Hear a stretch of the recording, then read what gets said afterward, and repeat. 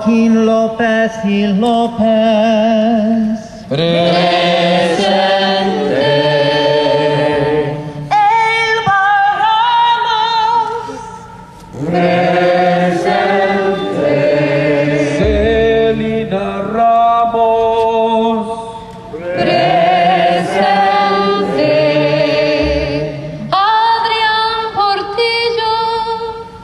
Presente. Bebe Velázquez. Presente. Rosa Rocario, 10 years old. Presente. The School of the Americas was relocated to Fort Benning, Georgia from Panama in 1984. According to the official website, the school was established to provide professional education and training to eligible persons of the nations of the Western Hemisphere within the context of the democratic principles set forth in the Charter of the Organization of American States. However, in reality, the graduates of the school have often violated democratic principles after going back to their countries of origin.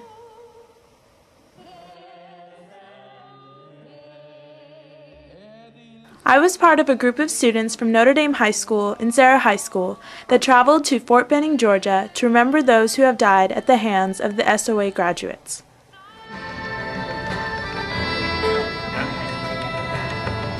In El Salvador,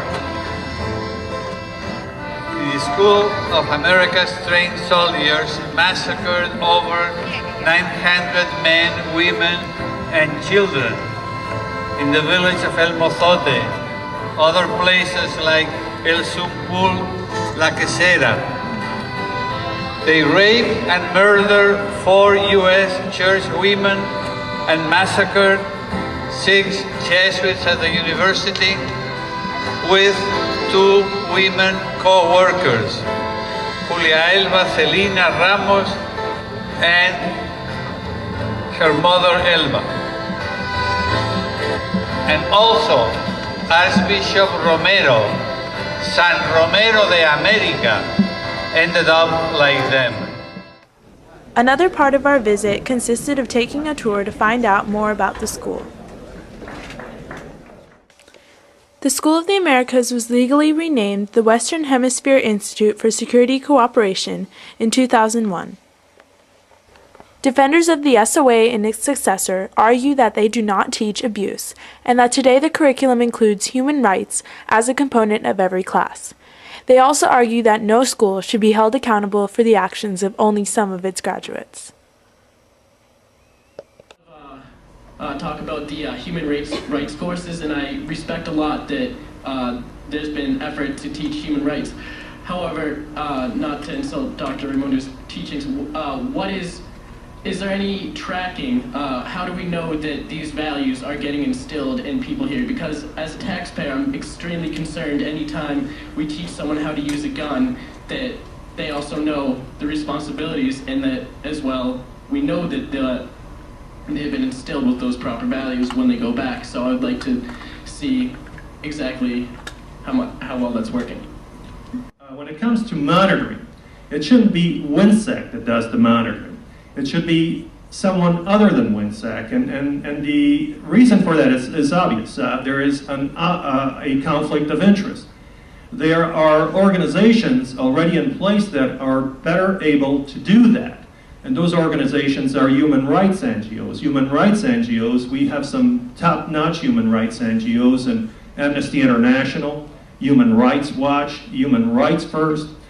They investigate human rights abuses and violations. They investigate these allegations, and they get to the bottom of the causes.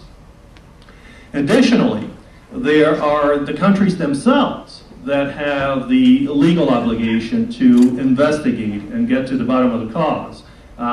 Who committed the human rights violation, and why was it committed? So to answer your question, yeah, definitely, there needs to be monitored. But in my estimate, it should not be WINSEC. Looking back on the trip, I think we all came away with a stronger sense of the commitment needed to finding peace. We understand that justice, justice, justice is just us, just us, just us. Ready? 3, 2, 1. Peace and justice!